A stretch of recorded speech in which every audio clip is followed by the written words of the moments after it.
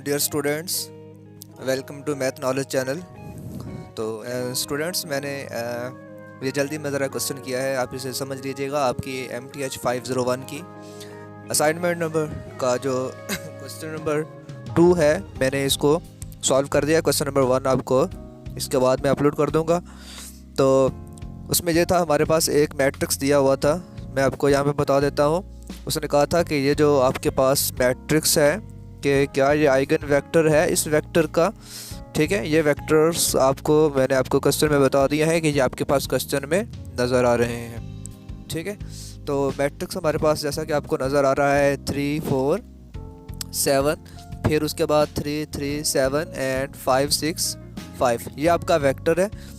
ठीक है, मैट्रिक्स है, और ये वेक्टर आपने देखना है कि क्या ये आइगन वेक्टर है इस वेक्टर का या नहीं है। तो स्टूडेंट्स, इसका क्या मेथड होता है इसे आप देख लें कि इसका मेथड क्या होता है आपके पास। तो आपने क्या करना होता है, आपने उसको लेट कर लेना है, दोनों को मल्टीपल करना है।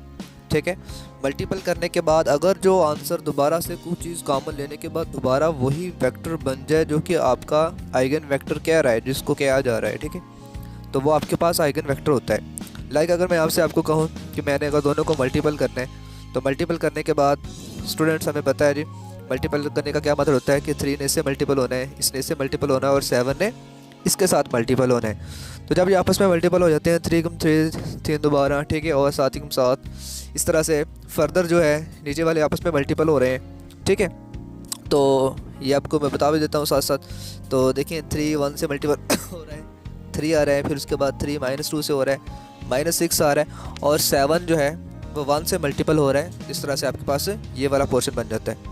ठीक है, उसके बाद हमारे पास क्या आ जाता है कि 5 ने 1 से मल्टीपल होना है, 6 ने -2 से होना है, और 5 ने 1 से होना है। तो जैसे कि मल्टीपल होने के बाद आपको यहाँ पे ये मिल जाते हैं। उसके बाद स्टूडेंट हमने क्या किया है, उसके बाद हमने इनको प्लस माइनस किए तो प्लस माइनस करने के बाद हमने देखा कि 3 6 7 और जो होते हैं वो 10 होते हैं। 10 में से 12 निकाल दूंगा तो माइनस का 2 आ जाएगा।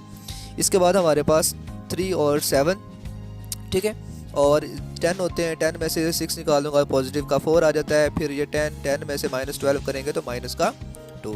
आप स्टूडेंट हम यहाँ पे देख सकते हैं कि अगर मैं इसमें से माइनस का 2 कॉमन ले लूँ तो मेरे पास 1 -2 और 1 मिल जाएगा। ऐसे ही है। तो अब यहाँ पे कह सकते हैं कि देखें, ये जो 1 -2 1, यही तो उसने क्वेश्चन में कहा था कि क्या ये इसका आइगन वेक्टर है। तो हम यहाँ पे देख सकते हैं कि ये दोबारा से वही बन गया है, और इस तरह से ये साबित हुआ है कि ये वाकई आइगन वेक्टर है उस मैट्रिक्स का। ठीक है, तो अब हम यहाँ पे कह सकते हैं अगर ये उसका आइगन वेक्टर है तो आइगन वैल्यू क्या है। आइगन वैल्यू हमारे पास है -2। ठीक है, तो नेक्स्ट मैं इसकी जो है ना जो वर्ड फाइल में लिख के जो है इसको सबमिट करवा दूंगा। इसका नेक्स्ट क्वेश्चन भी इंशाल्लाह आप लोगों को सुबह तक मिल जाएगा। All the best.